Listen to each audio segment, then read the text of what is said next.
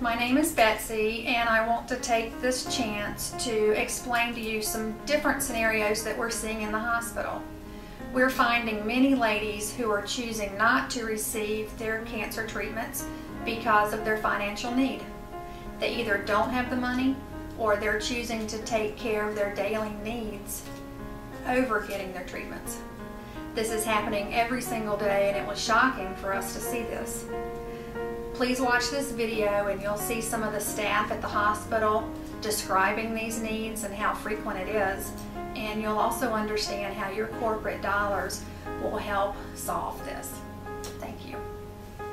It's really thinking about our basic everyday needs. Very things that sometimes almost seem too small to make a difference, but actually are those basics that you tend to overlook or not provide yourself. You know, a trip to the pharmacy or grocery store, gas, those little things that you know, if you're a young mom and you have children at home, that you tend to push aside for yourself. I mean, everybody knows the mom that would put their kid in the nicest shoes, and then she's essentially walking around in a pair of old sneakers that are worn all the way through in the bottom. Probably most of the folks that I see are people who are struggling in some way financially to pay for the cost of even just coming to the hospital, with the parking and the meals and the other costs associated with that, and also then struggling to keep their bills paid at home.